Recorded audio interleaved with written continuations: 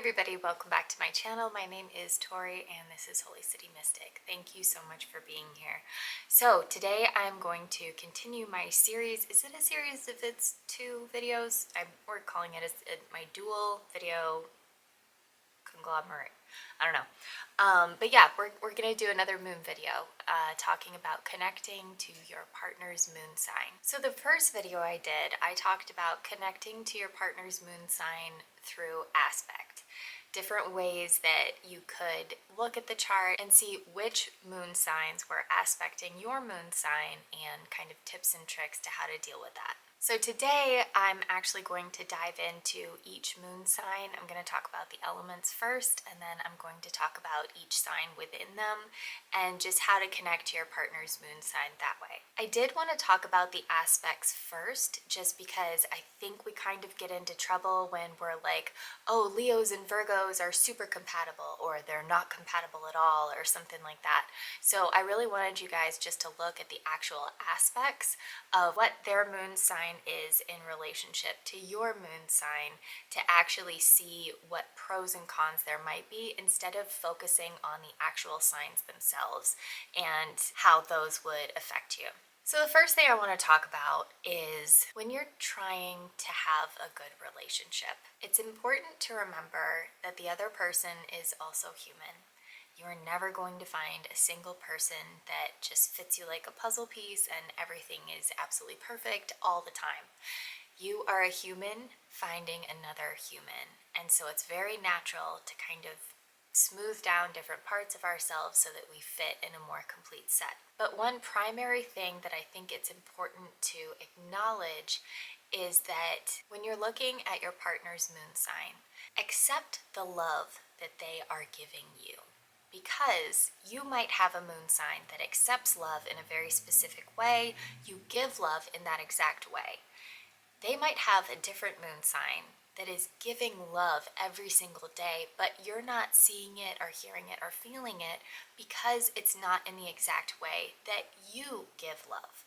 And so you don't receive love in the same way that they are giving it. So hopefully this will be really helpful to see that this person that you're with is giving you love all the time. They're just giving it in their own way. And the more you accept the love that they are giving, the more they will give you more love and hopefully also learn how you accept love so that you're both feeling love in that specific way. So I'm first going to talk about the fire signs. The fire signs are Aries, Leo, and Sagittarius. These moons are extremely passionate. They're very active. Freedom is very important to these moons. They're very take charge type of people. And so when you're showing love to them, one of the things that you could do is show initiative. So giving them surprises, like surprises that they have no idea are coming. That would be a big thing for a fire moon. Also focusing on fun, focusing on doing activities together. Maybe set up a time where you can go work out together or something like that, where you are feeding their soul in a way that they really appreciate, that they understand well. Also, if you want to give a gift to these people, definitely give experiences. Something where it's really fun. Like if they like music, give them concert tickets. If they love rock climbing, book a session or get them a month pass to something like that. That is something that also might be a good thing for a moon sign in fire. So now we're going to break it down by each fire sign, the first one being Aries. Now an Aries moon, they love passion. So if you really passionately love them, if you're passionate about the things that they're passionate about, that is something that is really going to kind of boost them. Also, Aries is ruled by Mars, which is the warrior energy. So if you advocate for them, if you fight battles next to them that are battles that they're fighting, it might not even be anything that's super important to you, but if you stand next to them shoulder to shoulder and you're like, yes, I am in this with you, let's go forward and conquer the world, or whatever it is, that is another thing that they're going to notice and really appreciate. A Leo moon, these people love praise. One thing that I absolutely love about Leo energy is that it focuses on the self, about fun and energetic. It's ruled by the sun.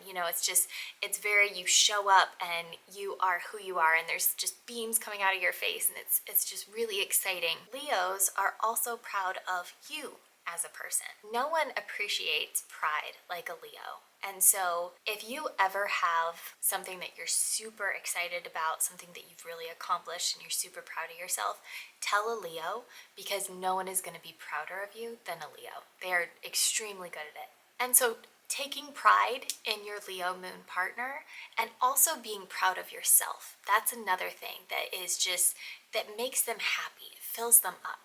A Sagittarius moon, these are the people that like adventure. They really like over the top things. Sagittarius is ruled by Jupiter, so this moon is ruled by Jupiter. So, you know, hearing their stories, listening to them, being really excited about something. These moons are prone to exaggerate, which I think is so funny, because it's not that they're exaggerating for the sake of lying or for the sake of blowing it up bigger than it is. They're exaggerating because they literally think that way. They think in exaggerated measures. So jumping into that with them, being just totally focused on their story and being just as excited as they are about something is really going to go a long way. So next we're going to move to the earth signs. Now, if you have a moon in earth, or your partner has a moon in earth, acts of service is going to be huge. If you can physically help them with something, that's going to be huge. Also, these moons tend to show you how they feel, not tell you how they feel. And so if this person that you're partnered with, they do dishes all the time and they always make sure that your coffee is ready to go in the morning. They might even set up that little timer on it or something. If you are not an earth moon, you might see that as like them just, you know, like being practical, but it's not really any loving service. No. Earth moons, they want to take away any barrier it is from you and having a smooth, wonderful life. So they're going to do things for you all the time. They're going to try to make your life easier. They're going to just really show you how they feel, but not necessarily tell you. Likewise, they don't accept love in that same way of telling you. They're gonna accept it with showing you. So if you're like an over the top, you know, fire moon or something like that, you're just like, oh, I love you so much, like everything is just so great, I just love you so much. They're gonna hear it more if you are also helping them with something. If you are also doing things for them to make their life easier. They are all about show and not as much about tell. If you want to give them gifts, the best gifts for an earth moon is going to be gifts of utility, things that are useful for them. They might be things that are beautiful or nice if it's a Taurus moon or something, but I'll get into that in a second. But things that are useful to them are going to be the gifts that go the longest. So getting someone a wallet, getting someone a kitchen tool if you know they love cooking or something like that, those are the things that are really going to be appreciated more than anything else. So if this person has a Taurus moon, the things that they're going to appreciate the most are things of good quality, things that are expensive, really nice, things that feel well. So, you know, just think of the senses, things that smell good and taste good and feel good, things that are expensive and lovely, and also appreciating things alongside them. So if they're eating something and they just absolutely love it and they're like, you have to try this, it's the most amazing thing. If you genuinely don't want it, if you just like take that little sacrifice and you're just like, yeah, let me try it, and then you're like, oh wow, that is amazing, that is something that fills their cup up. A Virgo moon, mastering skills alongside them, doing daily work with them, learning things with them. These are the things that are really going to speak to a Virgo moon, and they'll do the same to you.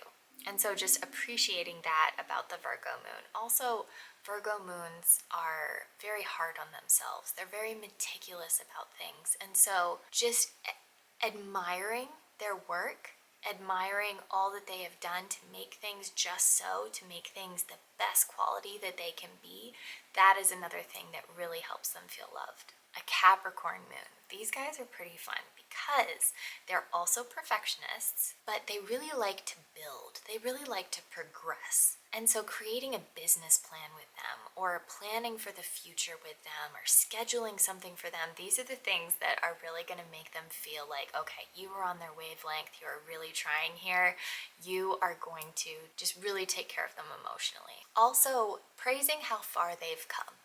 Capricorn moons, they work very, very hard. and there's a lot of strategy that goes behind something. And so even if they're just sitting down sketching out a plan and you're like, you sat on the couch all day long. No, no, no. They went somewhere in their mind. And so just kind of getting in there and talking to them about what their future plans are, and, you know, not reality checking them or anything like that, but just being in there and hearing that part of them. That's also going to be really good. For the water moons, these are the most sensitive moons that there are. They deal with deep emotion and deep connection. And so showing any type of intimacy with them is really big. Intimacy can be physical intimacy or emotional intimacy where you're just really talking to them. You know, heart to heart comes to mind, where you're just having these heart to heart conversations and you're hearing everything that's in their head as they just spill it all out to you. This is really going to go far. Also, acceptance. There is some kind of insecurity with every water moon, Scorpio, Cancer, or Pisces, where there is a fear of not being accepted. And so accepting them for exactly who they are is going to be really big as well. If you want to give a gift to a water moon, definitely focus on sentimental gifts, things that mean something to them. If you give them a piece of jewelry, it better be inscribed or be their birthstone or something that is very personal to them. That is going to go a long way. Also, hearing their feelings and expressing your feelings back, that is going to be another thing that just helps that deep connection that they crave. So a Cancer moon, this is one of the most sensitive moons that you can have. I think it is the most sensitive, actually. So sympathy and gentleness and just witnessing them and coming back to that acceptance piece, accepting that they're sensitive, accepting that they have this superpower of empathy, but it also means that they're like this sponge that just soaks up everybody else's energy and they have to let it all out in the end of the day and just squeeze all that energy back out with self-care practices, just helping them with that. If they do come home and they're like this full sponge and they're absolutely exhausted and they're, you know, kind of crabby and snapping at you and stuff like that, holding them and just being like, you had a really hard day, or, you know, something like that, not fighting back or anything, just acknowledging how sensitive they are and how much it takes for them to just move through the world because they're pulling everybody's energy into them. That is something that is going to be really huge for a Cancer moon. Just seeing them and accepting them for how sensitive they are, not ridiculing them for being sensitive, not trying to teach them boundaries so that they can fix it. Yes, they probably need some good boundaries so that they're not exhausted at the end of every day. However, accepting them for exactly who they are and exactly where they are on the journey. For a Pisces moon, these people are extremely psychic. They're kind of otherworldly. It's that fish where it's swimming between this world and the next. And so they have that dreamy quality where, yes, they're here and now and present. However, they're not. There's some sort of eccentricity to them. So it's accepting that, validating them, and being like, yes, you are exactly who you need to be, and appreciating their differences is also going to go a long way. Again, protecting that sensitivity and understanding that sometimes you can get a little bit lost as a Pisces moon, and that's okay. And you're that grounding figure who's able to pull them back out of it and able to really hold them during that time. For a Scorpio moon, these people are all about depth.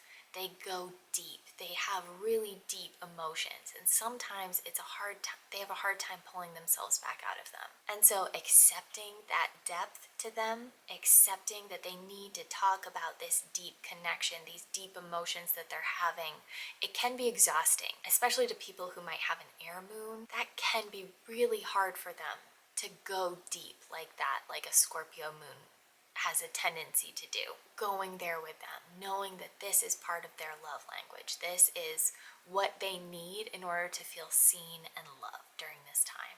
Next is the air signs. So air moons are very chatty. They like sharing ideas. They don't really like depth. So even talking about hard things that may have happened to them, they can talk about them at a surface level without it going really deep. Spending time with them, praising them, keeping things light and playful. Also, if you want to give them a gift, give them something that is either funny or really cool and interesting. A Gemini moon, these people are really going to appreciate time spent with them just chatting. just talking about different ideas, appreciating different perspectives, whether it's the difference between yours and theirs or the difference between somebody else's. That's the beauty of Gemini, is they can see both sides to everything, and so really accepting that and praising that and appreciating that about other people. A Libra Moon, getting along. This is going to be so important to a Libra Moon. They're all about balance. They're all about being able to stay friends no matter what. And so if you are somebody who has a very strong moon, like a very fiery moon or something like that, and you like to call BS on people, saving face or protecting someone's dignity is extremely important to a Libra moon. And so that is a gift that you can continually give them. And it's not just you, so it's not just calling them on their BS, it's calling other people in the room out. That is something that can be very unstabilizing to a Libra moon.